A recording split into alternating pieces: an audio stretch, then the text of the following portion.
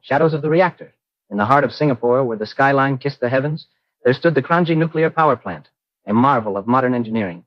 But beneath its gleaming surface lay secrets buried deeper than the foundations themselves.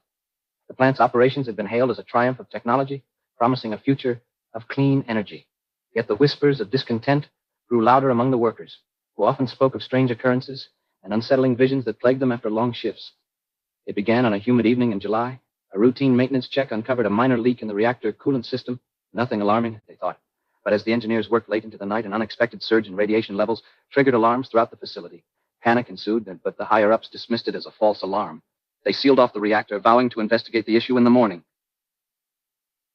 As midnight approached, a dense fog rolled in from the sea, shrouding the plant in an eerie silence.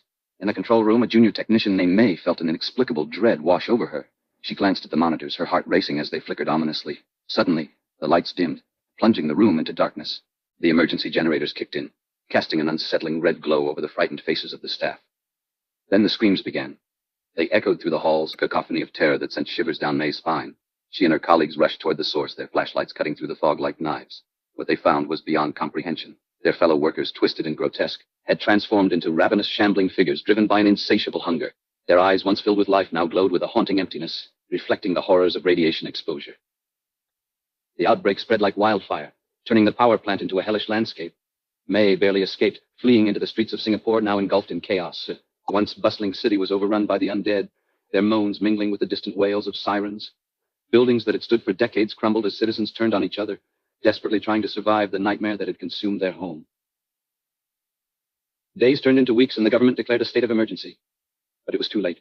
The infection spread beyond the borders of the city, engulfing the entire island. Survivors banded together, scavenging for supplies, but trust became a rare commodity. Friends turned against friends, and the remnants of humanity clung to fleeting hope amidst the darkness.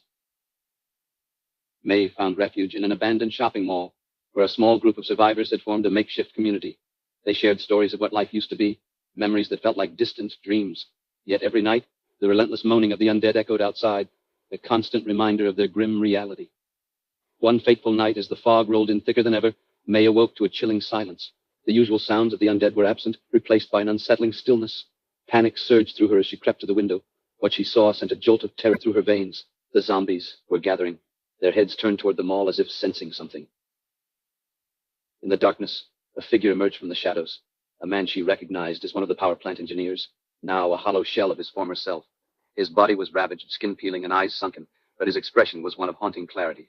He raised a hand as if to speak, but only a guttural growl escaped his lips. May's heart pounded as she realized that they were not just mindless creatures. They were drawn together, united by something sinister. The zombies began to chant, a low, eerie sound that reverberated through the mall. It was a call to the reactor, a summons to the very place where their existence had begun. May understood then that the plant was more than a source of energy. It was a conduit for the darkness that had been unleashed. Desperate to break the cycle, May gathered the remaining survivors and devised a plan. They would return to the Kranji nuclear power plant, confront the source of the horror, and put an end to the nightmare.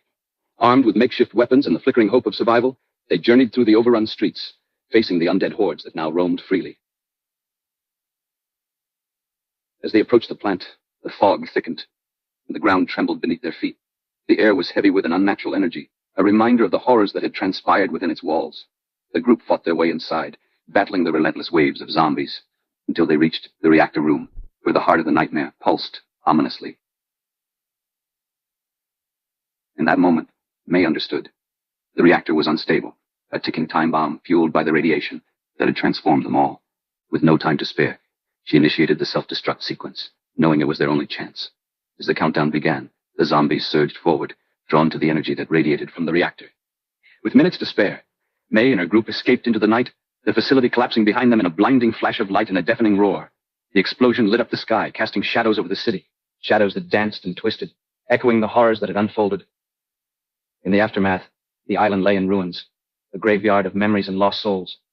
The survivors were forever marked by the horrors they had faced, their lives intertwined with the shadows of the reactor. Though they had escaped the immediate threat, they knew the darkness would always linger, a reminder of the day the Kranji nuclear power plant gave rise to the apocalypse. As night fell over Singapore, the undead still roamed the outskirts, bound to the very place that had birthed their cursed existence. And deep within the rubble of the plant, the ground still pulsed, a silent promise of the horrors that could rise again.